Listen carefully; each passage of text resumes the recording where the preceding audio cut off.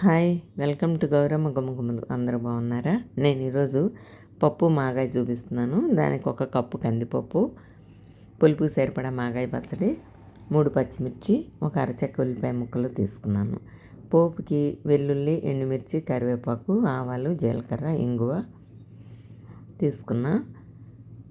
కొంచెం నూనె, నెయ్యి కలిపి తీసుకున్నాను. ముందుగా కందిపప్పు శుభ్రంగా కడిగి కుక్కర్లో 3 విజిల్స్ వచ్చే వరకు పెట్టి మెత్తగా ఉడకనివ్వాలి. కందిపప్పు కడిగి ఉల్లి పచ్చిమిర్చి చేశాను కదా, దీన్ని కుక్కర్లో ఉడకబెడదాం. ఈలోగా మాగాయ పచ్చడిలో కొంచెం నీళ్లు పోసుకుని కొంచెం పలచగా కలిపి పెట్టుకోవాలి.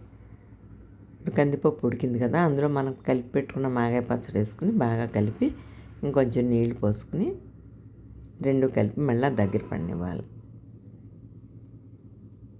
ఇప్పుడు పప్పు ఉడికి దగ్గర పడింది. ఇందులో మనం ఉప్పు కారం వేయవలసిన అవసరం ఉండదు, ఎందుకంటే మాగాయ పచ్చళ్ళు ఉంటాయి కనుక ఆ ఉప్పు పులుపు కారం సరిపోతాయి.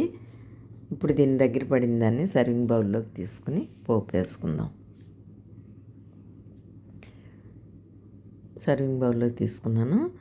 ఇప్పుడు దీనిలో పోపు వేసి కలుపుకుంటే మా పప్పు మాగాయ రెడీ అవుతుంది. ఇప్పుడు పోపు కూడా వేసేసాను కదా, పప్పు మాగాయ రెడీ అయింది. నచ్చితే like, share and subscribe. Thank you.